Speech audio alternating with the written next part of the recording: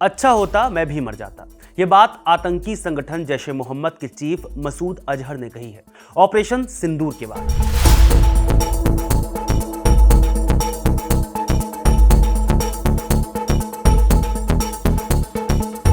Operation सिंदूर के तहत 6-7 मई 2025 की रात 1:05 से 1:30 बजे के बीच भारतीय वायुसेना ने पाकिस्तान के 9 आतंकी ठिकाने तबाह कर दिए। मगर पाकिस्तान और वहां के आतंकियों को जिस ठिकाने का मर्म सबसे ज्यादा है वो है मरकज सुभान अल्लाह, जहां आतंकी मसूद अजहर और उसका परिवार रहता था, जिनके मारे जाने पर वहां सुबह रहा है। मौलाना मसूद अजहर के अलावा यहां डी फैक्टो चीफ मुफ्ती अब्दुल रऊफ असगर, मौलाना अम्मार और इनके परिवारों के अलावा दूसरे सदस्य भी रहा करते थे।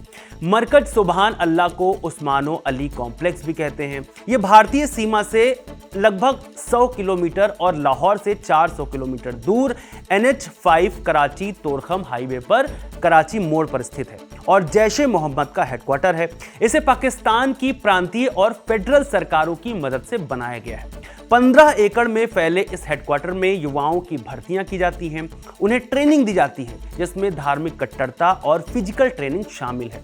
यहां सिर्फ युवाओं की ऐसी वैसी ट्रेनिंग नहीं होती, पूरा प्रोफेशनल, बल्कि जैश के लिए फंड जुटाने का काम भी यहीं से होता है। जैश ए मोहम्मद ने यूके समेत कुछ गल्फ और अफ्रीकी देशों से भी फंड जमा किए।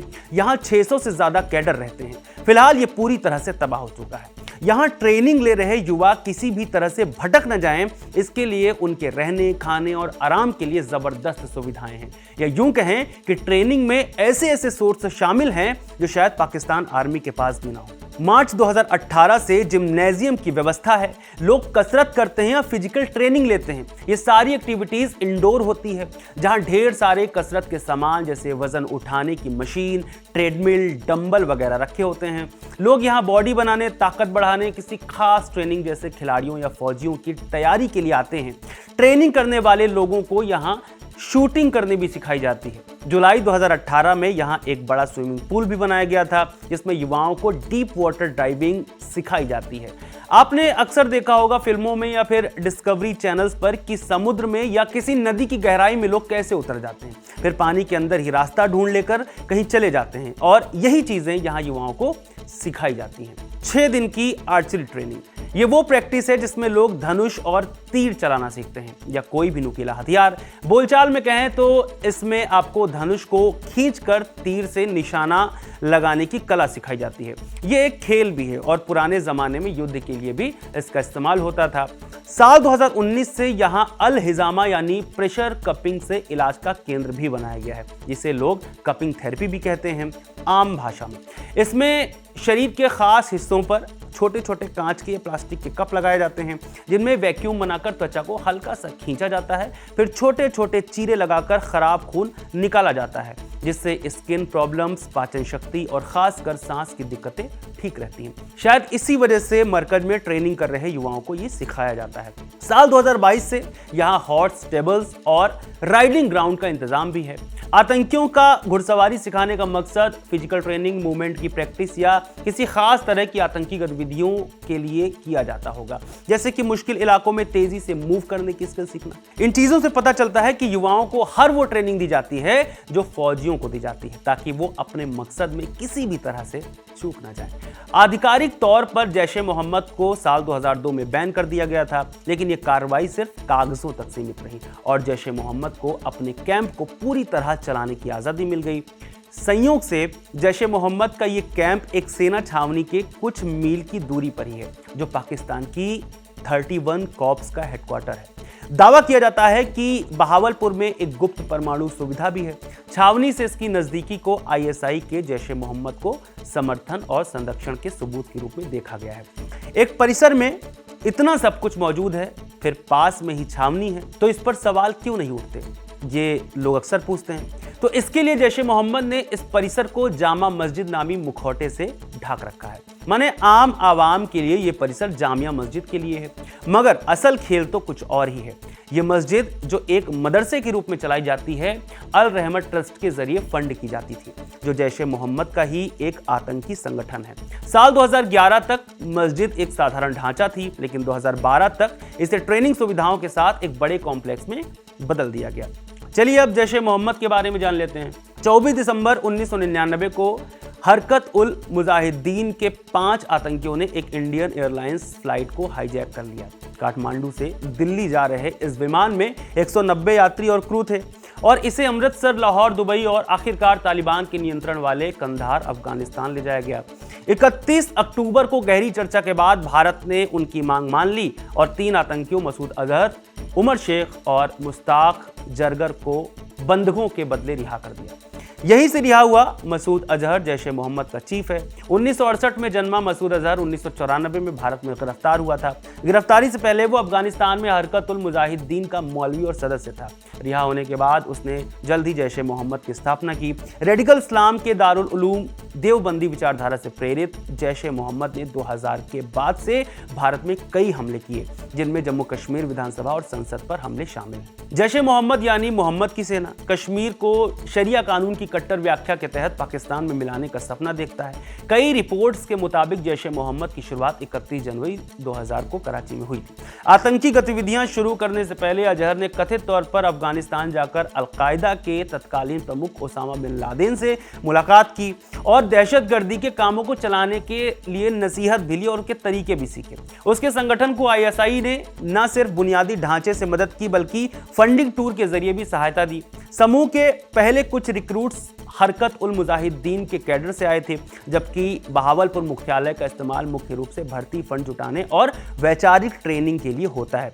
जैश ए मोहम्मद के असल आतंकी ट्रेनिंग कैंप कथित तौर पर खैबर पख्तूनवा और पाकिस्तान अधिकृत कश्मीर यानी POK में है। 2019 में पुलवामा हमले के बाद अंतर्राष्ट्रीय दबाव में पाकिस्तानी सरकार ने घोषणा की थी कि उसने बहावलपुर मुख्यालय का प्रशासनिक नियंत्रण ले लिया है अपने हाथों में। पंजाब सरकार ने कैंपस को मैनेज करने के लिए एक प्रशासक नियुक्त किया, लेकिन भारतीय पर्यवेक्षकों और खुफिया सूत्रों ने इसे दिखावटी कदम बताकर खारिज कर दिया।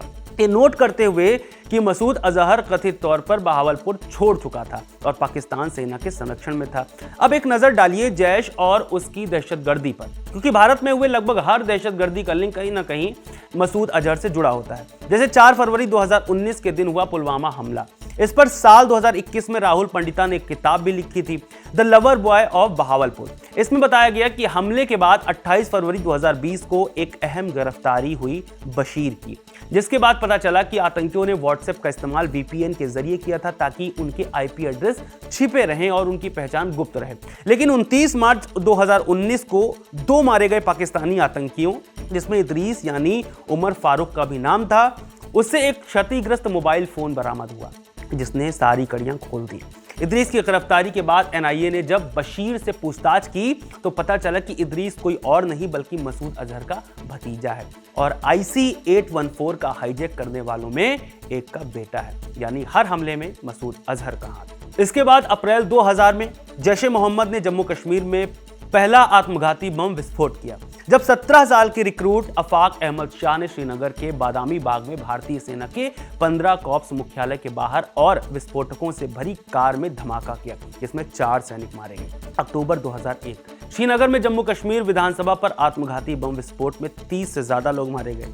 दिसंबर जैश ए मोहम्मद और लश्कर आतंकियों ने मिलकर नई दिल्ली में भारतीय संसद पर हमला किया, जिसमें 14 लोग मारे गए, जिनमें 8 सुरक्षाकर्मी शामिल थे। इस हमले में 2001 में भारत और पाकिस्तान के बीच बड़ा सैन्य तनाव पैदा किया। जनवरी 2016 भारत के पठानकोट एयरबेस पर हमले में 3 सुरक्षाकर्मी मारे गए। सितंबर 2016 जैश ए मोहम्मद ने उरी ब्रिगेड मुख्यालय पर हमला कर 19 भारतीय सैनिकों को मार दिया।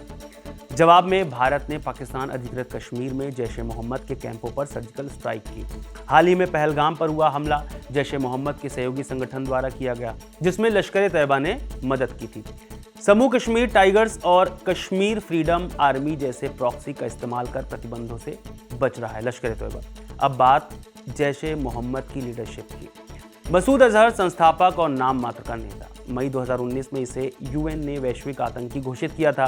कहा जाता है कि वो किडनी की बीमारी से पीड़ित है, जिसके कारण उनकी सार्वजनिक उपस्थिति कम हो गई है। अजहर को आखिरी बार जून 2004 में एक शादी में देखा गया था। इसका भाई अब्दुल रऊफ अजहर भी जैश ए मोहम्मद का अहम नेता है। शाहनवाज खान उर्फ सज्जिद जिहादी और मौलाना मुफ्ती मोहम्मद असगर समूह के अन्य नेता हैं।